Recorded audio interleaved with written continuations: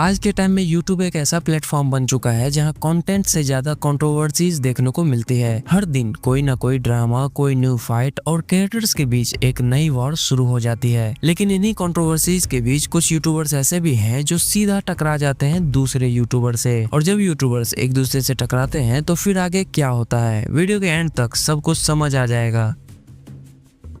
सबसे पहले बात करते हैं यूट्यूब के पुराने और सबसे इंटरेस्टिंग टेक कंट्रोवर्सी के बारे में, टेक्निकल गुरुजी वर्सेस टेक्निकल सागर। अगर आपको 2016-17 का यूट्यूब एरा याद है तो आपको जरूर याद होगा उस टाइम टेक वीडियोस का क्या क्रेज था। Mobile unboxing, new phone comparison और गिव अवेज, ये सब देखना लोगों के लिए डेली रूटीन बन गया था। और तभी यूट्यूब के टेक कम्युनिटी के दो बड़े नाम सबसे ज्यादा शाइन कर रहे थे, टेक्निकल गुरुजी AKA गौरव चौधरी और टेक्निकल सागर AKA अभिषेक सागर। एक तरफ गौरव चौधरी जिनका क्लीन सेटअप, प्रीमियम एक्सेंट और हर नए स्मार्टफोन के अनबॉक्सिंग स्टाइल ने इंडिया में टेक रिव्यूइंग कल्चर को ही बदल दिया, और दूसरी तरफ अभिषेक सागर जिनका कंटेंट बिल्कुल अलग था। वो हैकिंग, साइबर सिक्योरिटी और इंटरनेट के डार्क साइड पर बात करते थे, क्योंकि इस बारे में उस टाइम इंडिया में कोई ओपनली डिस्कस नहीं करता था, क्योंकि ये पहले पेड कोर्सेज में ही मिलता था। लेकिन ये दोनों क्रिएटर्स के बीच कंट्रोवर्सी की शुरुआत तब हुई जब टेक्निकल गुरुजी ने अपने एक नए वीडियो में इनडायरेक्टली बोला था कि फेक इन्फॉर्मेशन और हैकिंग जैसी चीजों से व्यूज लेना गलत है, और ये लाइन सीधा टेक्निकल सागर के कंटेंट पर जाके लगी।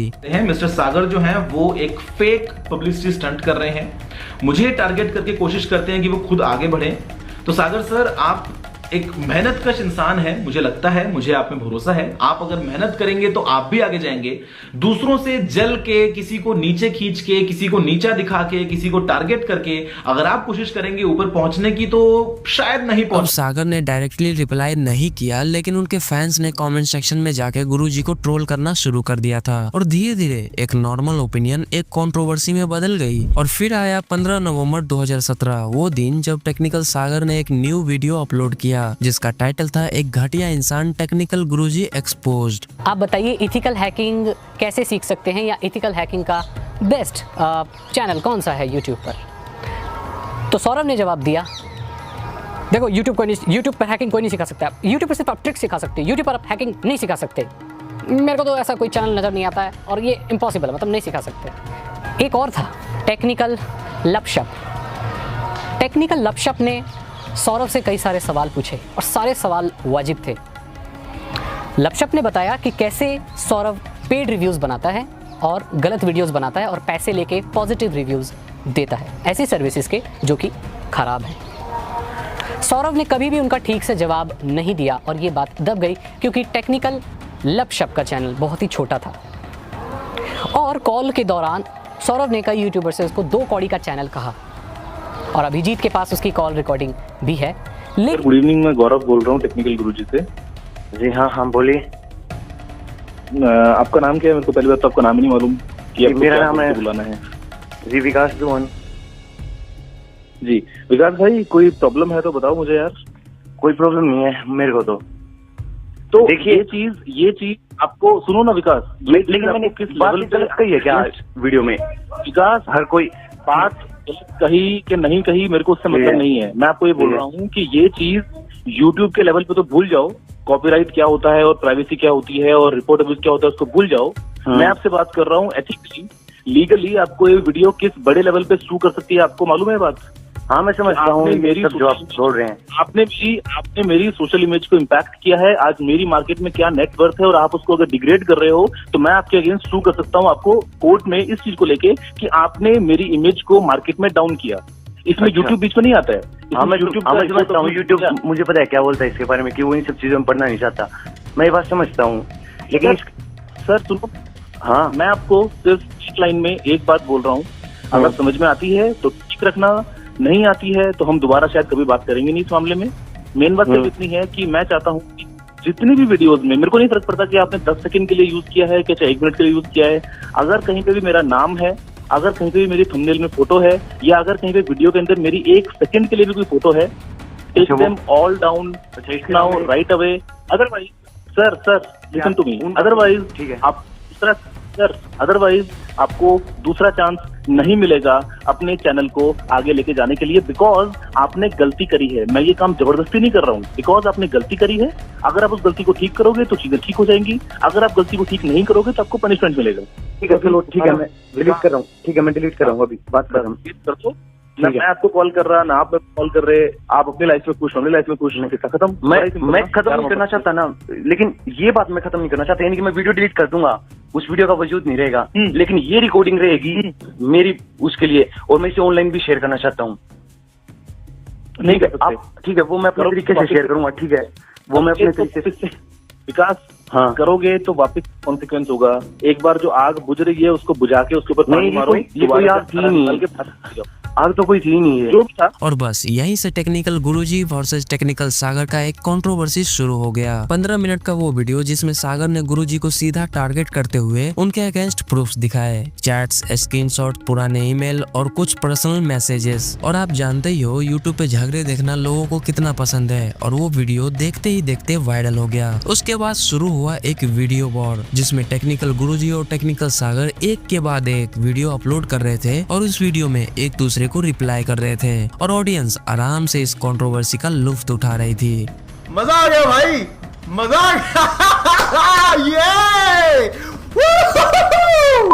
उस टाइम ये कंट्रोवर्सी काफी टाइम तक चला, और जब सबको लगा ये दोनों कभी नहीं रुकेंगे, तभी 2018 में एकदम से सब कुछ शांत हो गया। दोनों ने अपने अपने चैनल से कंट्रोवर्सीज वाले वीडियो डिलीट कर दिए, ना कोई अपोलॉजी, ना कोई एक्सप्लेनेशन, बस साइलेंस। और इसी साइलेंस के साथ खत्म हो गई यूट्यूब इंडिया के टेक वर्ल्ड की पहली बड़ी क्रिएटर वर्सेस क्रिएटर कंट्रोवर्सी। आपको टेक्निकल गुरुजी वर्सेस टेक्निकल सागर का कंट्रोवर्सी याद हो ना हो, लेकिन आपको तो हर्ष बेनीवाल वर्सेस एजाज खान का कंट्रोवर्सी याद ही होगा, जो शुरू हुआ था 16 सितंबर 2024 के दिन, जब हर्ष बेनीवाल ने अपने चैनल पर एक नया कॉमेडी स्केच वीडियो अपलोड किया with the title a day with नाजायज खान। अब बात नहीं बनी हेर फेर से तो कुत्ते लड़ा दिए गए जंगल के शेर से।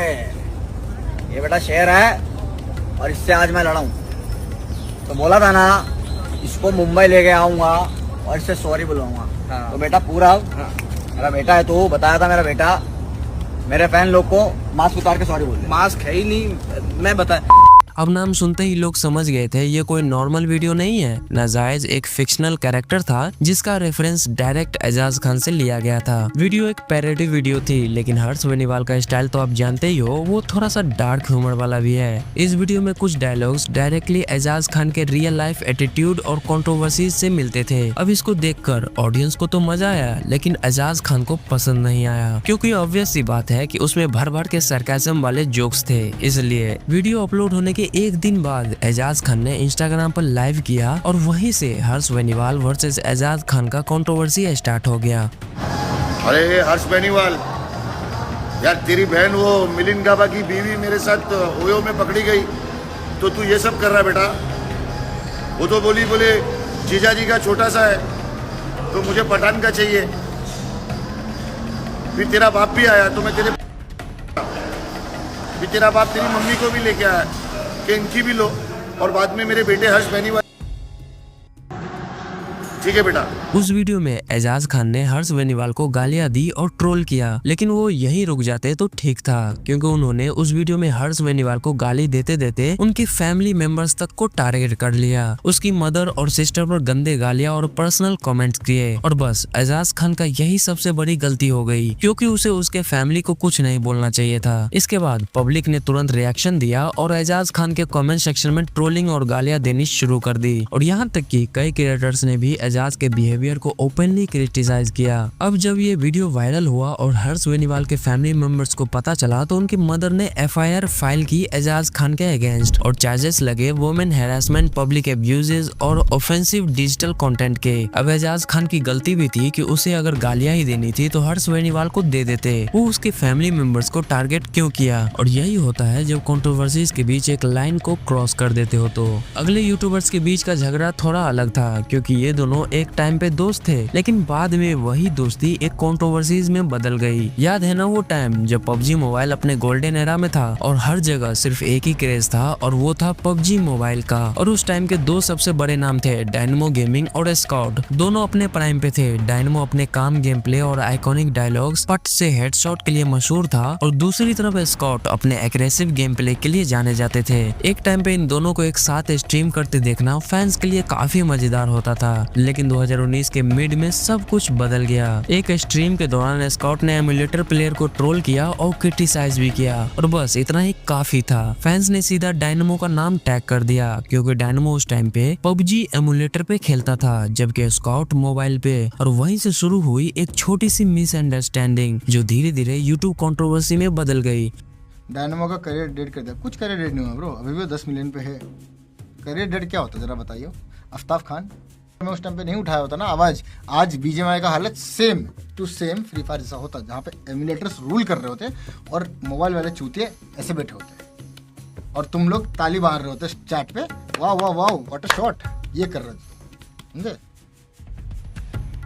गांडू बातें कर रहा हूँ। सामने दो रियलिटी है, दो गेम सेम टाइम पे चली थी, फ्री फायर और पबजी मोबाइल। दोनों में एमुलेटर चल रहा था। एक जगह पे किसने एमुलेटर पे आवाज नहीं उठाया, पबजी में मैंने उठाया, बस यही डिफरेंस है। अगले दिन डायनेमो ने स्ट्रीम में जवाब दिया और उसके बाद ये दोनों एक दूसरे को इनडायरेक्टली टॉन्ट करने लगे हर स्ट्रीम में। अब दोनों के पास अपनी अपनी आर्मी थी, स्कॉट आर्मी और डायनेमो आर्मी। और जब दोनों फैंडम्स एक दूसरे से टकराते हैं तो कमेंट और चैट्स में बस एक ही चीज होती है, ट्रोलिंग। और ये कंट्रोवर्सी चलता रहा और चलता ही रहा। लेकिन ये तब तक नहीं रुका जब तक पबजी मोबाइल बैन नहीं हो गया। पबजी के बैन होने के बाद सब कुछ शांत हो गया। फैंस ने सोचा अब ये चैप्टर खत्म हो गया। लेकिन 2024 में जब बीजीएमआई वापस आया तो पुरानी बातें फिर से उठ गई। लेकिन इस बार दोनों क्रिएटर्स ने मैच्योरिटी दिखाई और उन्होंने बोला जो हुआ वो पास्ट में था। और उसके बाद दोनों ने आपस में पीस मेंटेन कर लिया। देखा जाए तो ये एक बड़ा कंट्रोवर्सी था, लेकिन इसका इम्पैक्ट उससे भी बड़ा था क्योंकि उस टाइम पे डायनेमो जैसे क्रिएटर ही थे जिन्हें देखकर इंडिया में गेमिंग कल्चर ग्रो हुआ था। और चाहे उन दोनों को कंट्रोवर्सी पसंद ना आई हो, लेकिन उनके फैंस को बहुत मजा आया।